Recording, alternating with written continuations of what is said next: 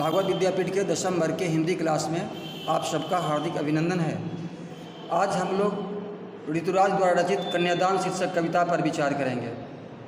सोमदत्त सम्मान, पहल सम्मान, परिमल सम्मान के साथ साथ मीरा पुरस्कार और बिहारी पुरस्कार से सम्मानित ऋतुराज का जन्म 1940 ईस्वी में राजस्थान के भरतपुर में हुआ था। इनकी आरंभिक शिक्षा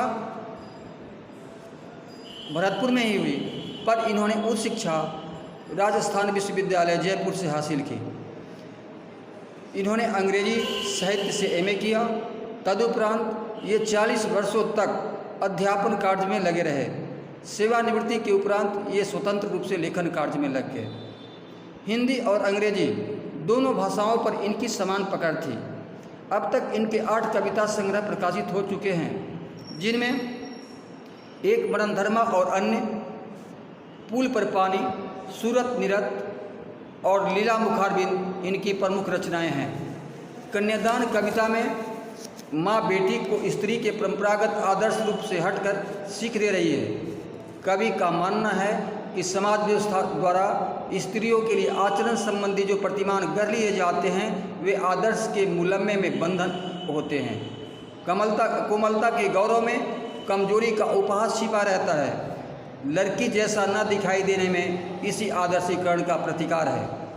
बेटी माँ के सबसे निकट और उसके सुख दुख की साथी होती है, इसी कारण उसे अंतिम पूंजी कहा गया है। कविता में केवल भावुकता नहीं बल्कि माँ के संचित अनुभवों की पीड़ा की प्रमाणिक अभिव्यक्ति है।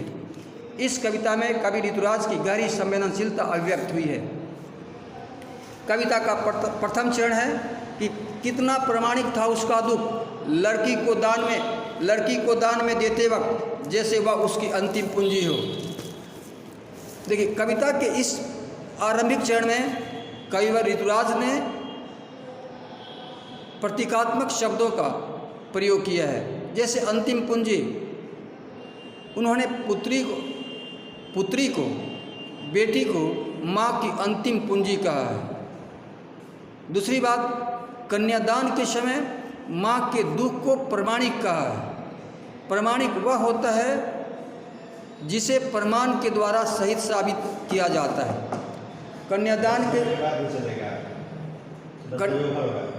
कन्यादान के समय माँ का दुख जो होता है उससे सभी परिचित होते हैं। उस समय उनकी आंखों से अविरल अश्रुधारा बहने लगती है और उनकी अश्रुधारा को देखकर विवाह मंडप में विद्यमान सभी लोगों की आंखों से अश्रुधारा बहने लगती है। यानी माँ का ये जो दुख है प्रमाणिक है, सत्य साबित, समाज के सभी लोग इससे परिचित हैं। इसलिए कवि ने कन्यादान के समय के माँ के दुख को प्रमाणिक कहा है। साथ ही बेटी को अंतिम पूंजी कहा गया है। माँ अपनी बेटी को या यूँ कहें सभी संततियों को, बेटों को भी जन्म के पहले से ही पालन पोषण करती है, पर बेटों की तुलना में माँ बेटी के ज़्यादा करीब होती है। वह बेटी जो है माँ की सुख दुख की सहचरी होती है, साथ चलने वाली होती है।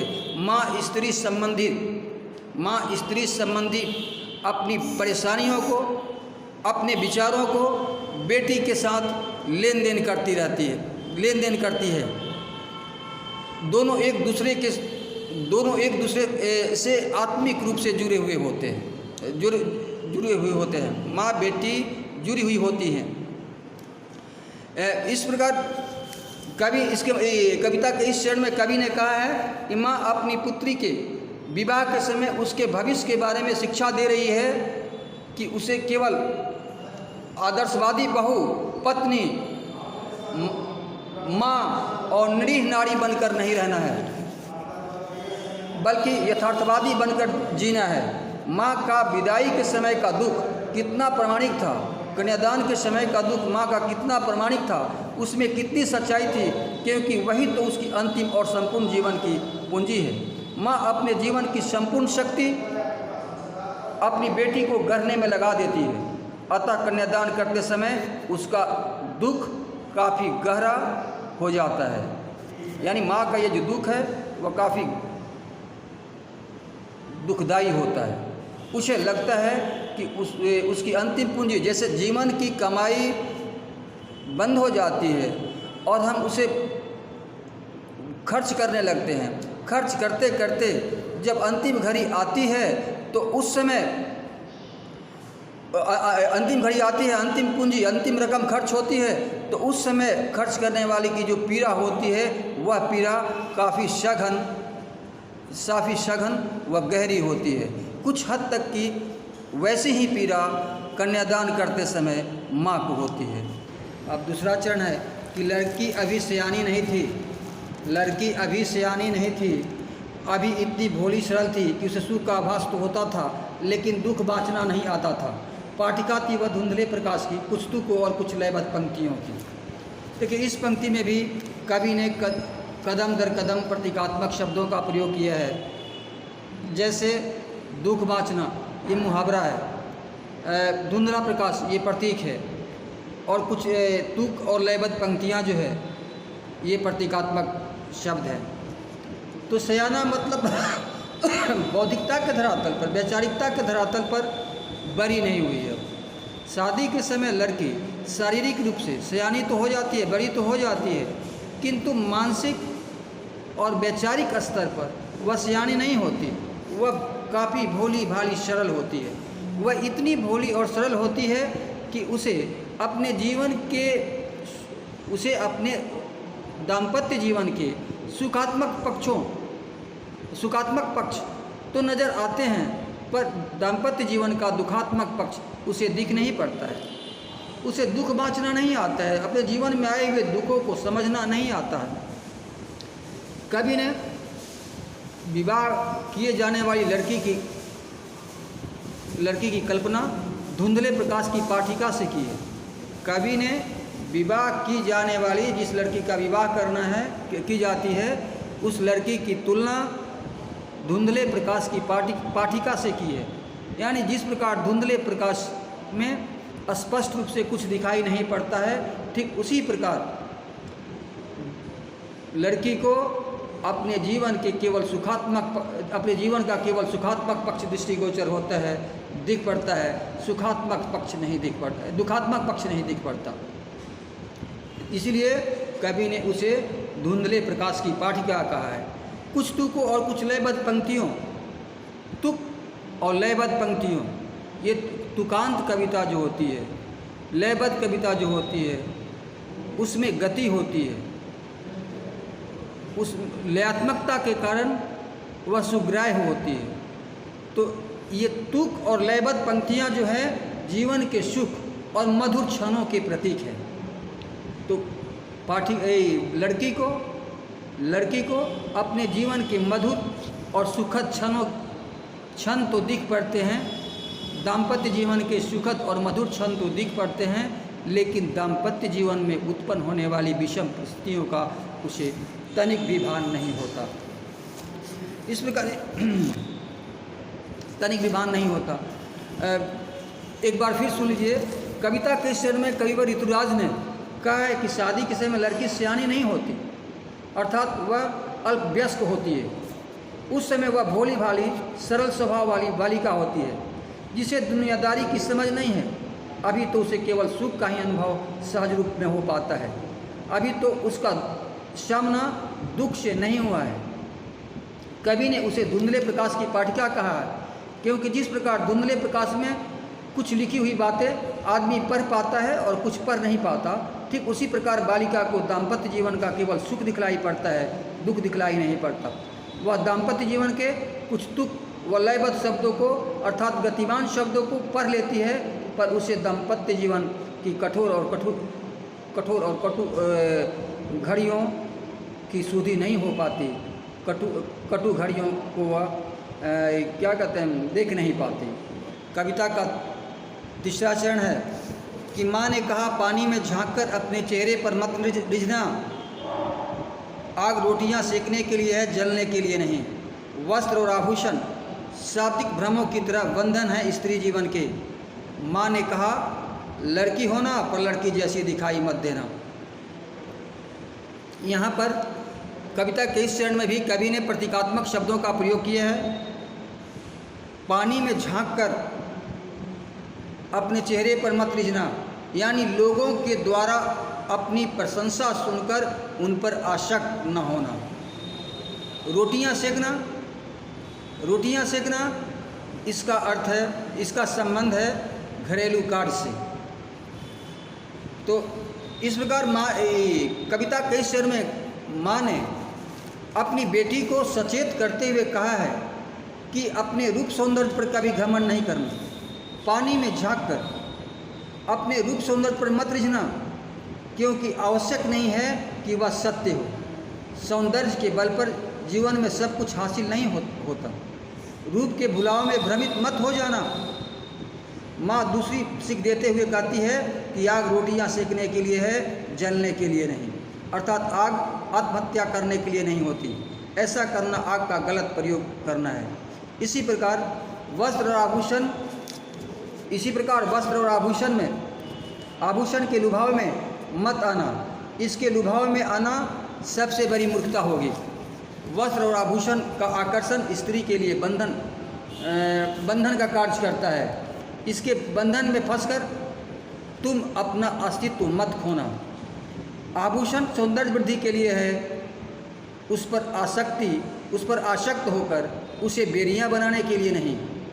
माँ ने अपनी बेटी को तीसरी शिक्षा देते हुए कहा है कि तुम लड़की बनकर रहना, पर लड़की जैसा दिखना मत।